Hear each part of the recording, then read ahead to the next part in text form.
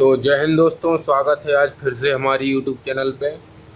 तो जैसा कि हमने भाग 4 तक ख़त्म कर दिया है, भाग 1, 2, 3, 4। ठीक है दोस्तों, भाग 4 कहाँ से कहाँ तक था? भाग 4 अनुच्छेद 51 तक था। ठीक है दोस्तों, हमने ख़त्म कर दिया है। अब हम पढ़ेंगे आज से भाग 5। भाग 5। तो दोस्तों भाग 5 पढ़ेंगे आज शुरू कर रहे हैं इसको। इसमें कितने अनुच्छेद हैं? तो इसमें दोस्तों अनुच्छेद 52 से लेकर अनुच्छेद 51, 151 तक है। इसमें कितने अनुच्छेद हैं? अनुच्छेद 52 से लेकर 151 तक।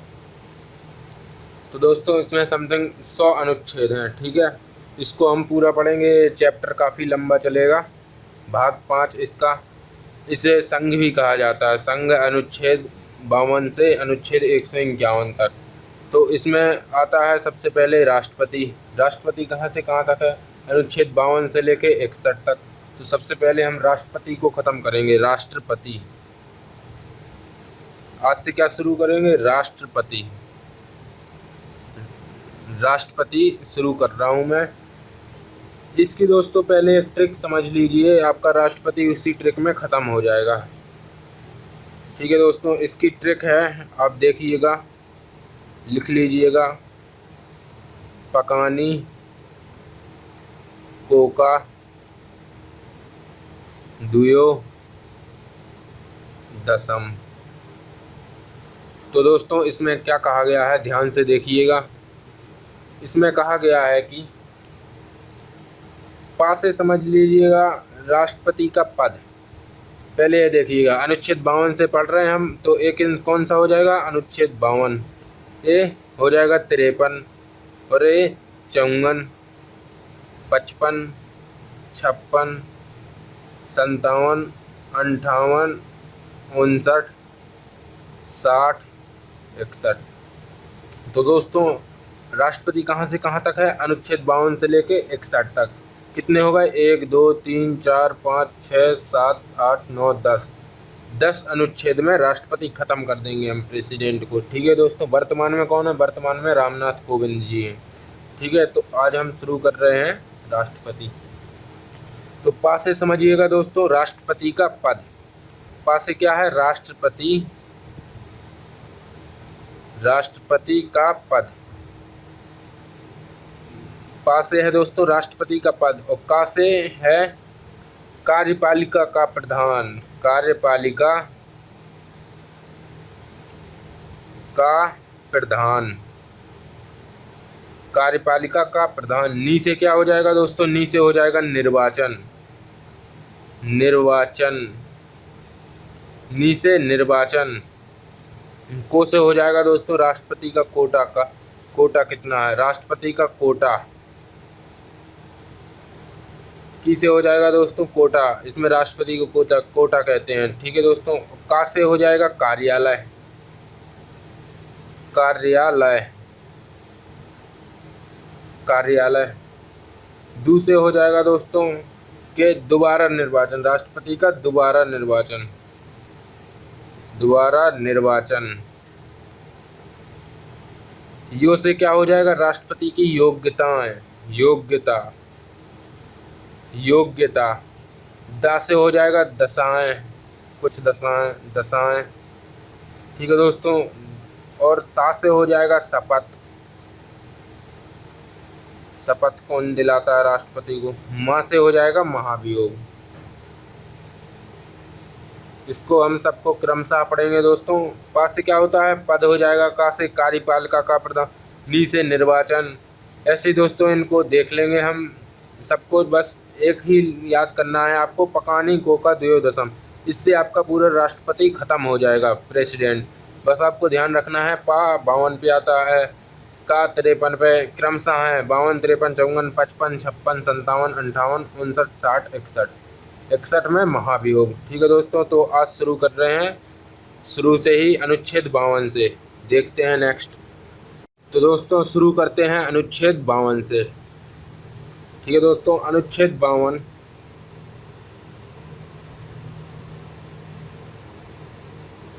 अनुच्छेद 52 आर्टिकल 52 में क्या कहा गया है दोस्तों? इसमें कहा गया है राष्ट्रपति का पद, राष्ट्रपति का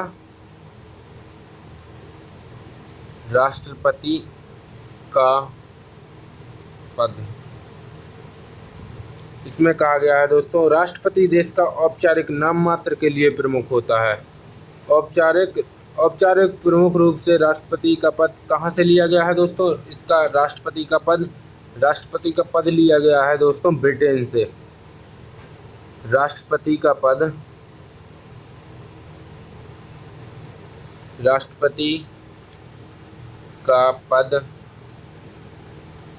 ब्रिटेन से लिया गया है, ब्रिटेन से लिया गया है। और दोस्तों इसी में कहा गया है कि राष्ट्रपति का पद कहाँ से लिया गया है? ब्रिटेन से। तो आप समझ जाएंगे कि अनुच्छेद 52 में कहा गया है राष्ट्रपति का पद और कहाँ से लिया गया है? तो यह राष्ट्रपति का पद लिया गया है, ब्रिटेन से लिया गया है। औपचारिक प्रमुख के रूप में राष्ट्रपति का पद ब्रिटेन से लिया गया है। नेक्स्ट आता है अनुच्छेद 53।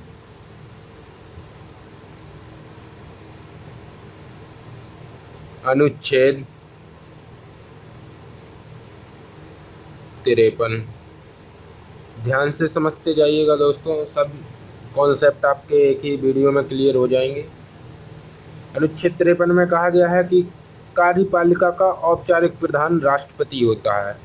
कार्यपालिका का औपचारिक प्रधान कौन होता है? औपचारिक प्रधान राष्ट्रपति, ऑफिशियल राष्ट्रपति, अर्थात सभी कार्य राष्ट्रपति के हस्ताक्षर के बाद किए जाएंगे। पर दोस्तों कार्यपालिका का वास्तविक प्रधान कौन होता है? वास्तविक होता है प्रधानमंत्री। कहा गया है इसी में कार्यपालिका का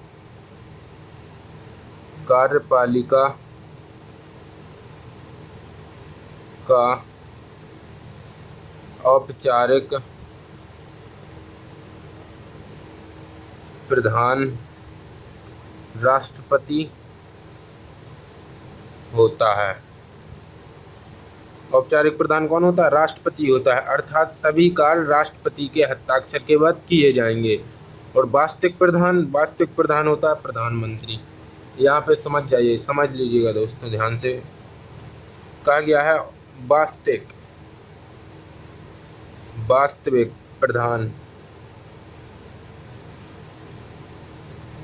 और औपचारिक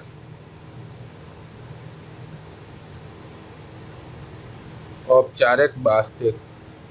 कार्यपालिका कार्य करने की क्षमता, ठीक है दोस्तों, कार्य करने की क्षमता किस में है? तो वास्तविक कौन होता है? वास्तविक होता है दोस्तों प्रधानमंत्री। वर्तमान में कौन है? नरेंद्र मोदी प्रधानमंत्री। वर्तमान में कौन है? नरेंद्र मोदी। और औपचारिक राष्ट्रपति।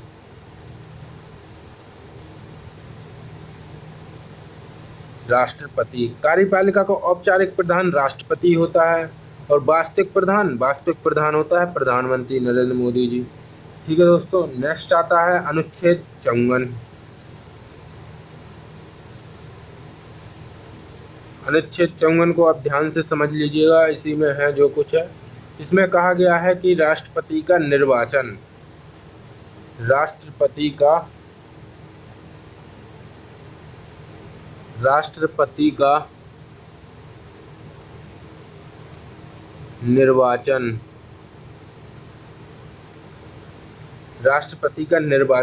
तो दोस्तों राष्ट्रपति का निर्वाचन कौन करता है? निर्वाचन आयोग इनका निर्वाचन करता है। कहा गया है इसमें कि निर्वाचन आयोग इनका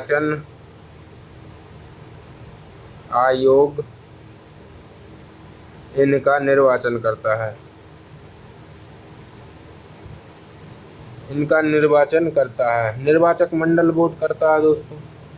इसमें कहा गया है कि इनका निर्वाचन एकल संक्रमणी अनुपातिक पद्धति द्वारा अप्रत्यक्ष रूप से गुप्त मतदान होता है। इसको हम अभी ध्यान से समझेंगे। इसमें कहा गया है कि निर्वाचन आयोग इनका निर्वाचन करता है, निर्वाचक मंडल वोट करता है, निर्वाचक मंडल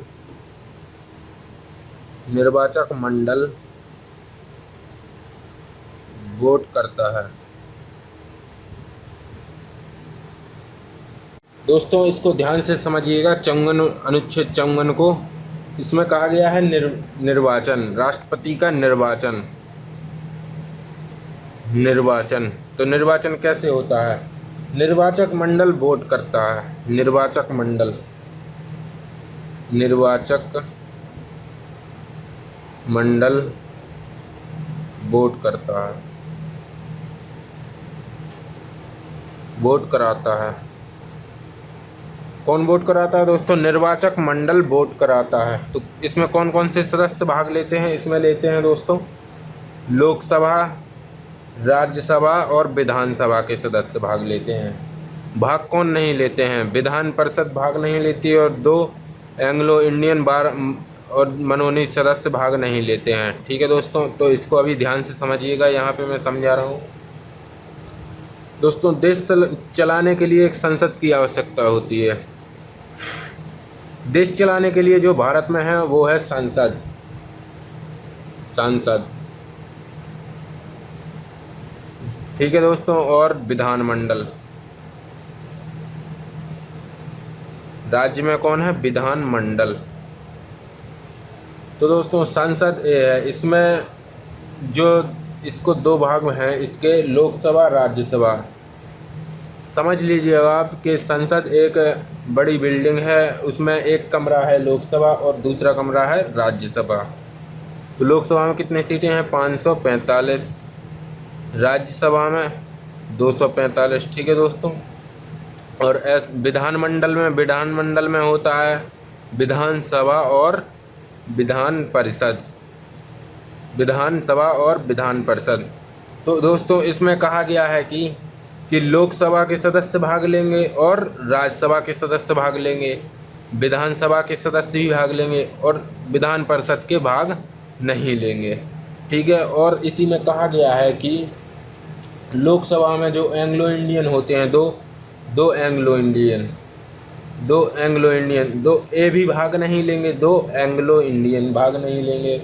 और राज्यसभा में 12 मनोनीत सदस्य होते हैं, वे भी भाग नहीं लेंगे। 12 मनोनीत सदस्य भाग नहीं लेंगे और 2 एंग्लो इंडियन और विधान परिषद। तो भाग कौन लेगा? तो राष्ट्रपति को लोकसभा, राज्यसभा व विधानसभा के निर्वाचित सदस्य वोट देते हैं। राष्ट्रपति को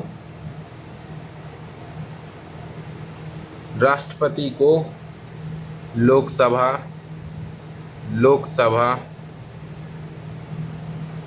राज्यसभा, राज्यसभा व विधानसभा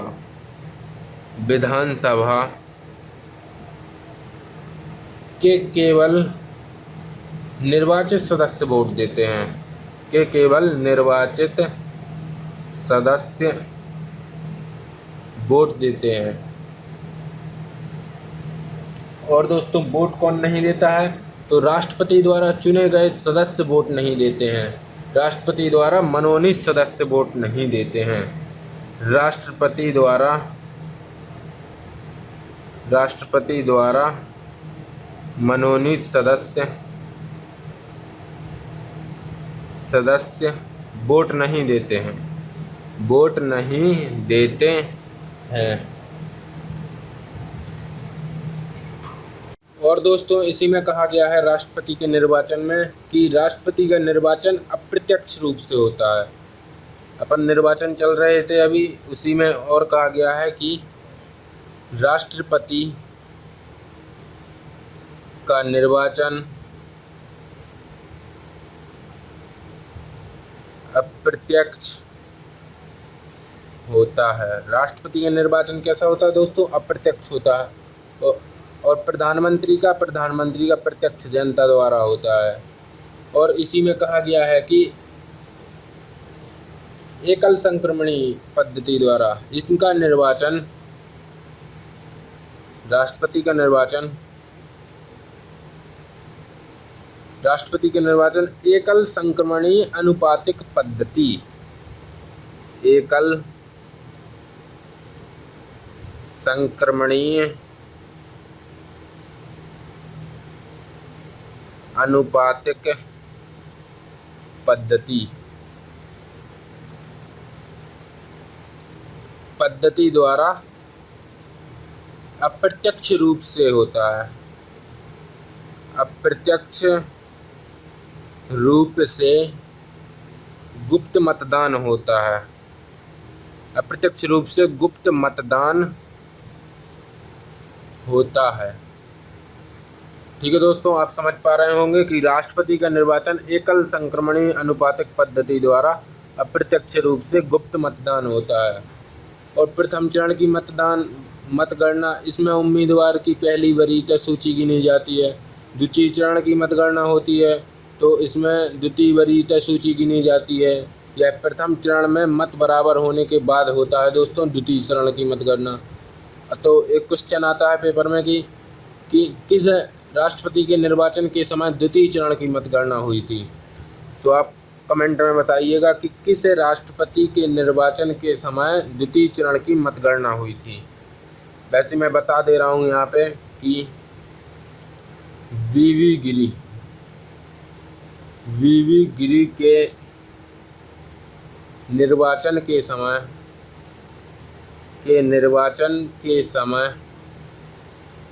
द्वितीय चरण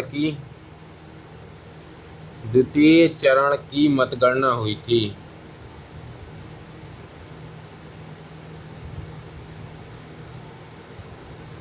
द्वितीय चरण की मतगणना हुई थी। अप्रत्यक्ष मतदान दोस्तों समझिएगा कि राष्ट्रपति के निर्वाचन में जनता भाग नहीं लेती, बल्कि जनता द्वारा चुने गए प्रतिनिधि भाग लेते हैं। जनता द्वारा चुने गए प्रतिनिधि भाग लेते हैं। राष्ट्रपति के निर्वाचक मंडल में लोकसभा, राज्यसभा तथा सभी विधानसभा के सदस्य, दिल्ली पांडिचेरी के निर्वाचित सदस्य भाग लेते हैं। ठीक है दोस्तों, और इसी में कहा गया है कि विधानसभा, राज्यसभा के 12 मनोनीत सदस्य तथा लोकसभा के 2 एंग्लो इंडियन राष्ट्रपति के निर्वाचन में भाग नहीं लेते। कौन कौन भाग नहीं लेता दोस्तों? तो 14 लोग भाग नहीं लेते। राज्यसभा के 12, लोकसभा के 2 और विधान परिषद के सदस्य भाग नहीं लेते हैं। और क्वेश्चन ए भी पूछ लेता है कि किस संशोधन के तहत दिल्ली तथा पांडिचेरी में विधानसभा का गठन किया गया। तो 69वां संशोधन 1990 में हुआ था। 69वां संशोधन 1990 में हुआ था, जिसके तहत दिल्ली तथा पांडिचेरी में विधानसभा का गठन किया गया। ठीक है दोस्तों, तो अभी चलते हैं आगे। एक एमएलए का वोट दोस्तों यहाँ पे समझिएगा।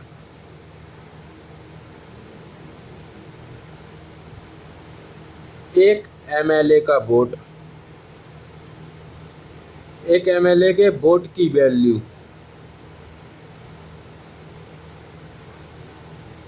कितनी होती है? एक एमएलए का वोट, एक एमएलए बराबर राज्य की जनसंख्या, राज्य की, जिस राज्य में कर रहे एमएलए की वोट निकाल रहे हैं उस राज्य की जनसंख्या बटे राज्य के एमएलए कितनी सीटें हैं, राज्य के एमएलए कितनी सीट गुणे 1000। तो दोस्तों इससे क्या निकल आता है? एमएलए, एक एमएलए की संख्या निकल आती है, एक एमएलए। और दोस्तों एक एमएलए बराबर कुल एमएलए का वोट बटे कुल मंत्रिपरिषद, मतलब कुल सांसद की संख्या। एक एमएलए बराबर कुल एमएलए का वोट बटे कुल सांसद की संख्या। ठीक है दोस्तों, भारत में 28 राज्य के वोट मिलाने पर एमएलए का कुल वोट होता है दोस्तों 5,49,995 वोट आते हैं, जबकि एमपी का कुल वोट आता है 5,49,498 के लगभग आता है। इस प्रकार राष्ट्रपति के चुनाव में कुल 11 करोड़ वोट लगभग पड़ते हैं।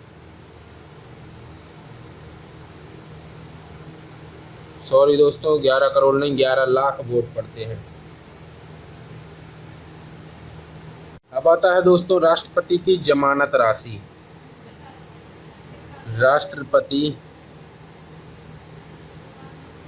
की जमानत राशि। तो दोस्तों राष्ट्रपति की जमानत राशि कितनी होती है? राष्ट्रपति की जमानत राशि दोस्तों 15,000 रुपये होती है। 15,000 सिक्योरिटी मनी बोलते हैं जिसे, 15,000। चुनाव लड़ने से पूर्व राष्ट्रपति को 15,000 रुपये जमानत के रूप में RBI के पास रखनी होती है। चुनाव लड़ने से पूर्व राष्ट्रपति को 15,000 रुपये जमानत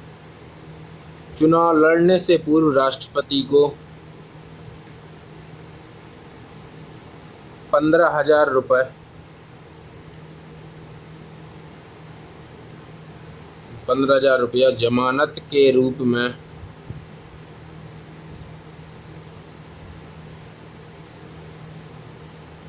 RBI के पास रखनी होती है।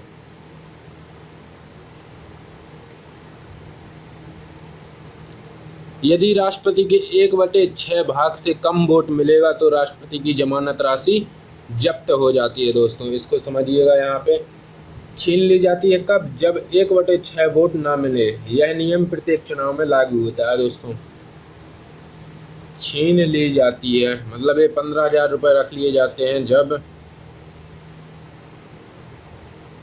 1/6 वोट ना मिले राष्ट्रपति को।